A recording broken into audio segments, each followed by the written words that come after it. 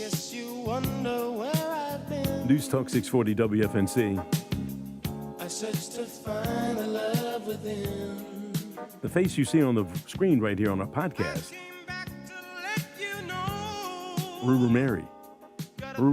Ruby Murray. And I can't let go. You were getting into it. Yeah, that's my, Kenny, I'm bringing you up on screen too. Yes, sir. That's my don't turn me down. That's my go-to song when I do karaoke. So That's why I played it. yeah, I know your song, some outlaw song. What was that? All right. Ruby Murray, how are you? Pretty good. I guess it would help if I turned on your mic. Now, how are you doing? I am doing pretty good. Yes. Well, you are in that chair, swinging around this way. There you go. Good. Kenny, we got to get rid of the swivel chairs because we need people to sit. Boom, boom, boom. I want you right here so we can see you on the live feed, YouTube That's and right. Facebook Live. That's right, and that's where you are right now. And we're glad to have you here because you are. Let me get it right. You were nominated, but now beyond that, turn me back up, Kenny. I'm not at the regular level, am I? Am I at the regular level? Okay. I believe so. I gave myself more juice in my ear. It's disconcerting when you can't hear yourself in this business. You were nominated and now selected as the 2026 Governor's Volunteer Service Award winner. You're one of many, or how's that work? I really don't know exactly. I guess when I get down to the award presentation that will be held next Monday, April the 27th at 6:30 down at the courthouse, I'll see if there's anybody else that were as worthy as I am for this amazing award. And as worthy as you are is the understatement of the day, because I'm gonna bring my thing up here, and I was looking at the accolades. When I pull this up for the research on, it goes on and on till the break of dawn. Oh, there's another page here. Oh, first of all, you work at Southview High School. Are you the coordinator for the junior RC program, or are you one of them? Yes, I am the senior instructor for JRTC at Southview High School. All right. How do you find time with all these things that are on this list here?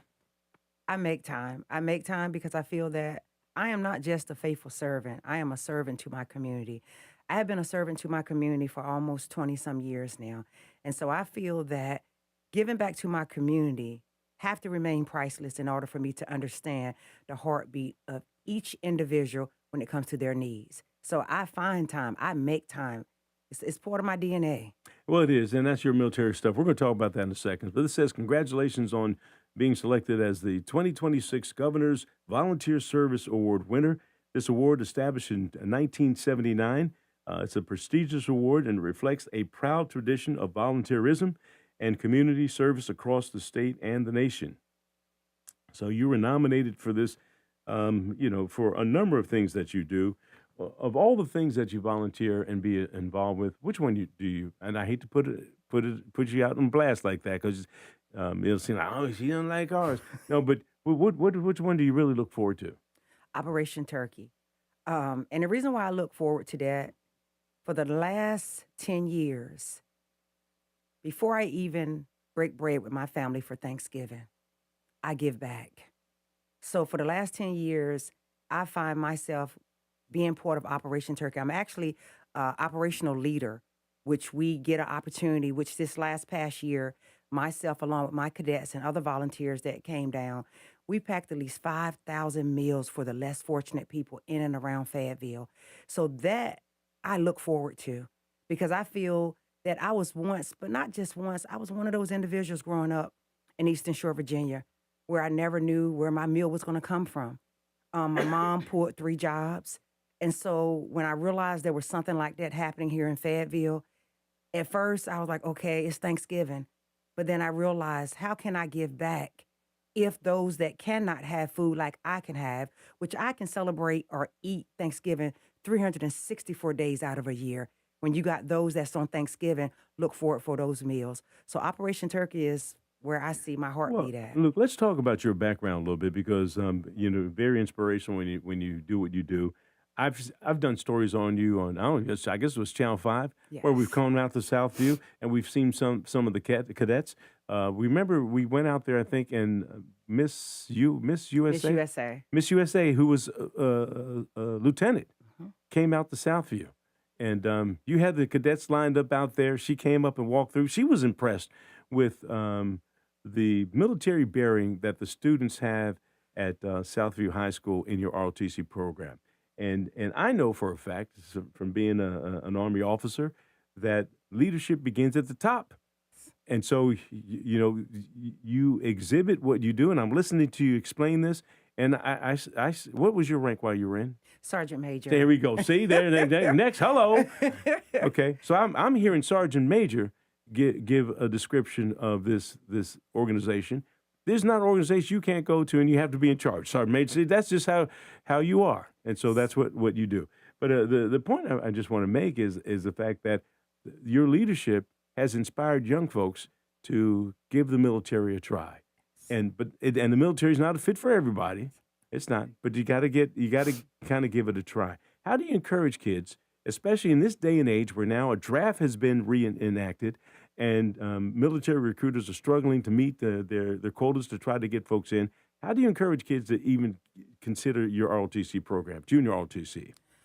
Well, basically, we call ourselves at Southview High School a place of safe haven. Our Army motto is to make them better citizens, not to join nobody military. Our job is to let them have whatever they want, whether it's a 4-year college, a trade school, a tech school, or join you any branch of service. And so we get them on the first 10 days of school. We get them where discipline is their heartbeat, which means once they enter our classroom, parade rest is a must. That is the structure that we got to embed on the first day. The temperature has to be engaged, which means we have to build a relationship on the first day of school. And what I mean by that, Gilbert, we get to tell our story as instructors, because when they look at us in uniform, the first thing they think, oh my God, they served in the military, they're going to be strict, but they haven't been through struggles. So we tell them the struggles that we have been through, and it makes them realize, oh my God, they know what anxiety is. They know what depression is. They know what it feels like not to have food on the table. They know what it feels like to have one parent in a household, which I grew up with one parent in a household. They know what it feels like. So we get their attention on the first 10 days of school. And it was so amazing this school year, we were able to keep 150 students that came from all walks of life. And now we're left with 124 because everybody ain't meant for JRTC. But we try our hardest to try to save them and to make them understand that it's our job, because it's going to take a village to raise somebody else's kid. It is our job to figure out how can we teach them how to not only love themselves, but how to bring discipline back into something that has been lost. I MC the Veterans Day Parade every year. I've done it for the past 6 years or so, and I'll be doing it again this coming November.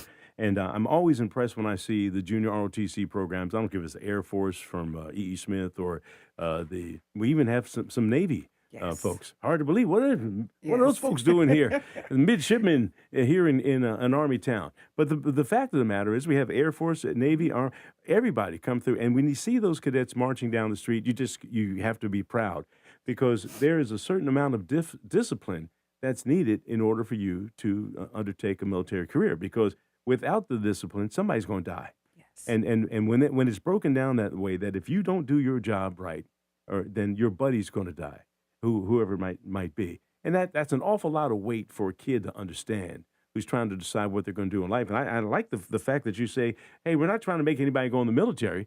What we're trying to show you is that some of the things that happen in the military, you're going to need in your life to keep you out of jail. Yes. And so I think that's the gist of it, because a lot of these kids, both of us, I came up in a single parent home.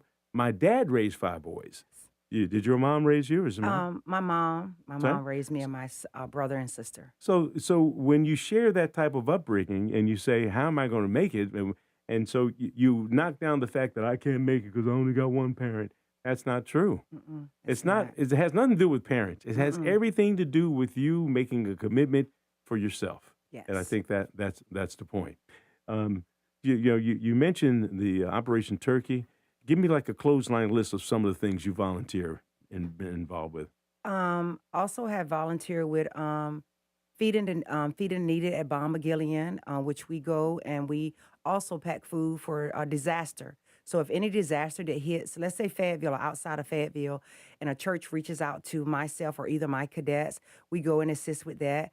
I go and sit at nursing homes. I believe that my wisdom come from helping out the elderly folks. I feel that we have forgotten about them, in my personal opinion. And so I take time out of my busy schedule to make sure that they're taken care of. Me and my cadets, we go and we cut grass for those individuals that can't get outside and cut grass.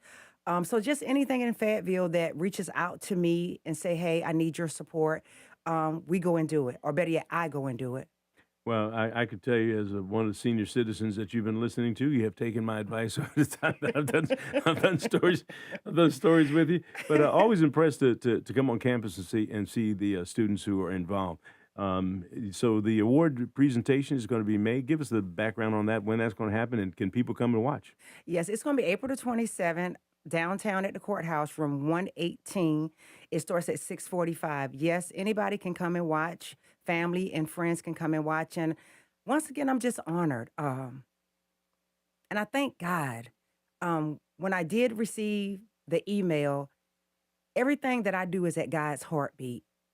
I didn't make it known to the world until a Sunday because I had to read my devotion, because I have to go into my devotion in order for me to understand why it was God's grace that I receive a prestigious award of this caliber, not for the community, not for the city, but now it's for the state. So I'm extremely grateful. Well, Ruby, when I heard about it, I said, that's what this radio station is about. We can find the bad.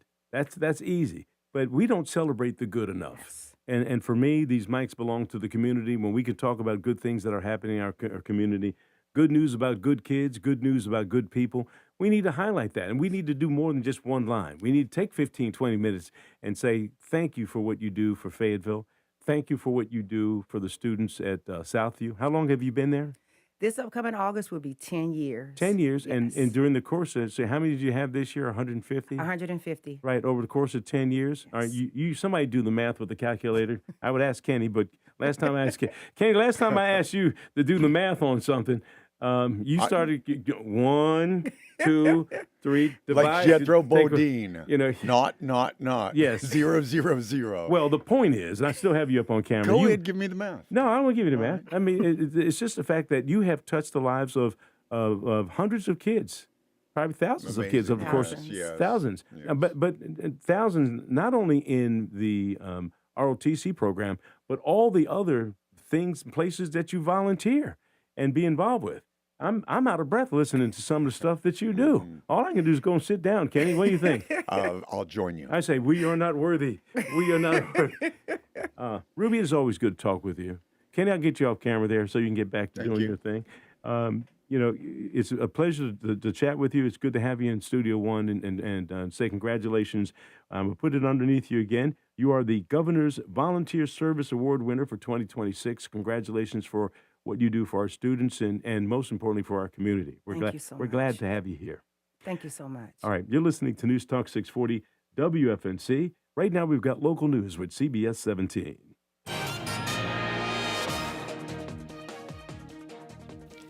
Good morning from the CBS 17 newsroom. I'm Bill Young. A reported gas leak on Murchison Road shutting down the area between Hood Avenue and Rosewood Avenue around 11 last night. Hazmat and Piedmont Natural Gas on the scene. Residents told to stay in the homes. At last check, no evacuations were in order. We're still working to find out what caused that leak. Of course, we'll keep you updated on air and online.